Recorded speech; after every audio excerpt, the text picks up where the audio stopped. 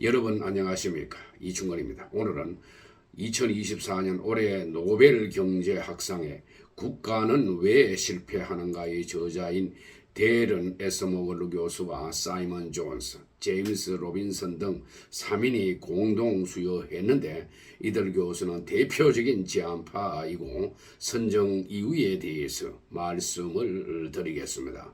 방송에 앞서 아직 이충건 교수 방송의 구독자가 아닌 분은 동영상 아래 구독과 좋아요를 눌러주시기 바랍니다. 방송 제작에 큰 힘이 됩니다.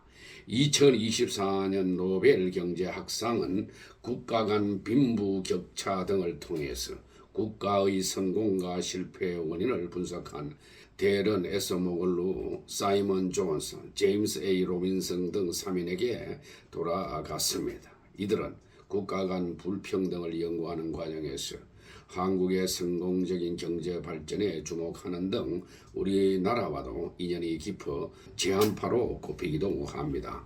스웨덴 왕립과학원은 10월 14일 데런 에서모글루 교수와 사이먼 존슨, 미국 MIT 대학 교수, 제임스 로빈슨 시카고대 교수를 노벨 경제학상 수상자로 선정했습니다.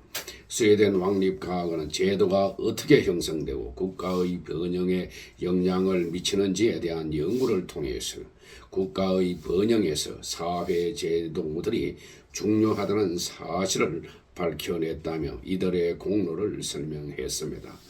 에서모글루 교수는 국가는 왜 실패하는가 등 저서로 국내에서도 유명세를 누린 원로 경제학자입니다. 노벨 경제학상은 1901년부터 시상된 다른 5개 부문과 달리 1969년부터 수여되어 왔습니다. 노벨 경제학상으로 통칭되지만 스웨덴 중앙은행이 창립 300주년을 맞아 제정한 상이어서 정식 명칭은 알프레드 노벨을 기념하는 경제과학 분야의 스웨덴 중앙은행 상입니다. 스웨덴 왕립과학원은 국가 간 소득의 거대한 격차를 줄이는 일은 지구상 우리 시대가 당면한 거대한 도전이라며 수상자들은 인류의 이 목표를 달성하는 데 있어서 사회적 제도가 중요하다는 사실을 밝혀냈다고 이야기를 했습니다. 야코브 스벤손 왕립과학원 경제과학상 위원장은 국가 간 소득 차이를 줄이는 것은 우리 시대의 가장 큰 과제 중 하나라며 수상자들은 이를 달성하기 위해서 사회제도의 중요성을 입증했다고 말을 했습니다. 스웨덴 왕립과학원은 세계에서 가장 부유한 20% 국가는 현재 가장 가난한 20% 국가보다 약 30배 더 부유하다. 더욱이 가장 부유한 국가와 가장 가난한 국가 사이의 소득 격차는 지속적이다. 가장 가난한 나라들이 더 부유해졌음에도 불구하고 가장 부유한 나라들을 따라잡지 못하고 있다. 올해 수상자들은 이러한 지속적인 격차, 즉 사회제도의 차이에 대한 설명에 대한 새롭고 설득력 있는 증거를 발견했다고 했습니다. 에서모글루는 MIT 경제학과 교수이고 존슨은 MIT 슬론 경영대학원 교수, 로빈슨은 시카고대 정치학과 교수입니다. 이들은 한때 유럽 국가들의 식민지였던 국가들의 경제적 성과가 식민지 시대 당시 도입된 제도에 따라 달라졌다는 점에 주목을 했습니다.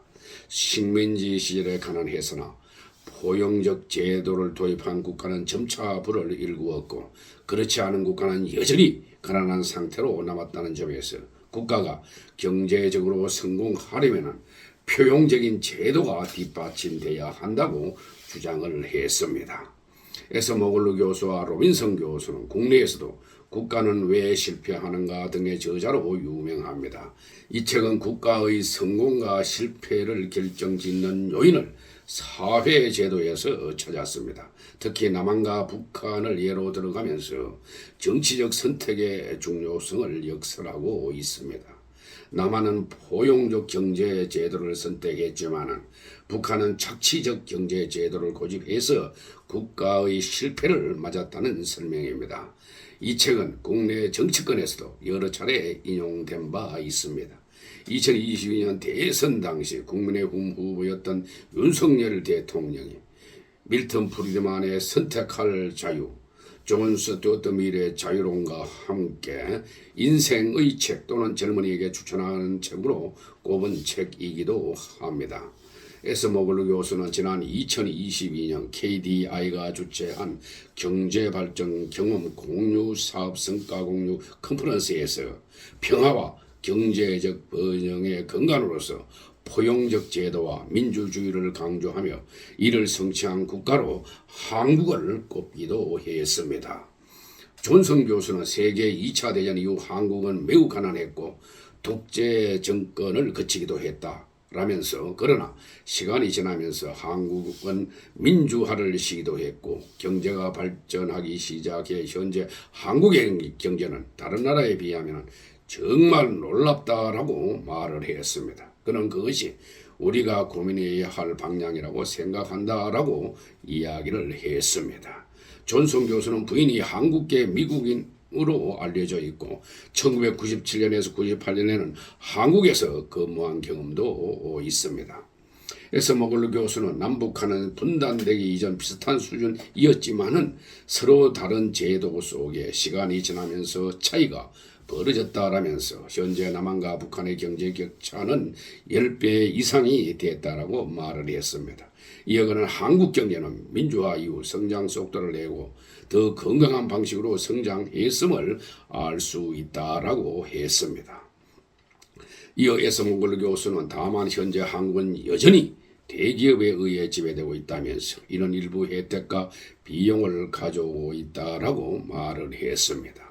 또한 한국의 고령화를 경제 발전을 가로막는 장벽으로 규정을 했습니다. 그는 고령화가 빠르게 진행되는 국가는 많은 새로운 도전에 직면하게 될 것이라고 했습니다. 북한에 대해서는 변화를 기대하기 쉽지 않은 상황이라고 평가했습니다. 에스모글루 교수는 북한에 대해서 큰 희망을 품고 있지 않다. 북한 시스템은 현 시점에서 여전히 굳어진 상황이라고 이야기를 했습니다. 존슨 교수는 북한의 핵무기, 장거리 미사일 프로그램에 대해서 극도로 위험한 상황이라며 좋은 제도가 포용적인 성장을 가져오고 더 많은 사람을 빈곤에서 벗어나게 해준다고 해서 지배층이 그런 제도를 허용한다는 의미는 아니다라고 말을 했습니다.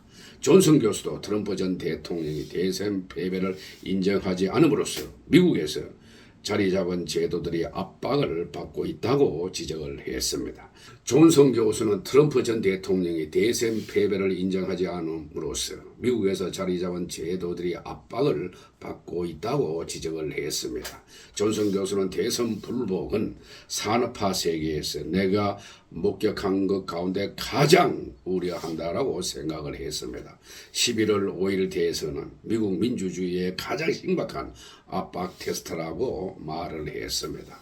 로빈슨 교수는 삼성과 현대와 같은 기업들의 성장뿐만 아니라 문화, 예술, 케이팝 측면에서도 이 같은 모든 혁신을 불러온다라며 이는 한국의 포용적 제도가 허용한 인간의 창의성과 혁신이라고 강조를 했습니다. 대기업 위주의 한국 경제 구조가 지속할 수 있을지는 긍정적 측면과 함께 우려가 공존한다고 언급을 했습니다. 그는 미국도 대기업에 지배되고 있는 것은 마찬가지이고 이는 자본주의에서 흔히 볼 수 있는 일반적인 모델이라고 답을 했습니다. 그러면서 일반인의 보편적 복지를 희생해서 독점력을 행사할 수 있는 부정적인 측면도 공존한다라고 언급을 했습니다. 중국에 대해서는 과거와 같은 성장세가 지속하기 어려울 것으로 내다보았고 정치 체제를 원인으로 짚었습니다. 로빈슨 교수는 이와 관련해서 현대적인 포용경제와는 맞지 않은 정치체제를 갖고 있다라며 포용적 제도를 창출할 수는 있으나 이를 유지할 수는 없다라고 이야기를 했습니다. 스웨덴 발명가 알프레드 노벨의 뜻에 따라서 인류 발전에 큰 공헌을 한 인물에게 주어지는 노벨상은 지난 10월 7일 생리의학상부터 이날 경제학상까지 올해 수상자 발표를 모두 마쳤습니다. 노벨상 시상식은 노벨의 기일인 12월 10일에 열리는데 수상자에게는 메달과 상금 1,100만 스웨덴 크로나 약 14억 3천만 원이 주어집니다. 오늘 방송은 여기서 마치겠습니다. 제 영상을 끝까지 시청해 주신 여러분들께 감사의 말씀을 드립니다.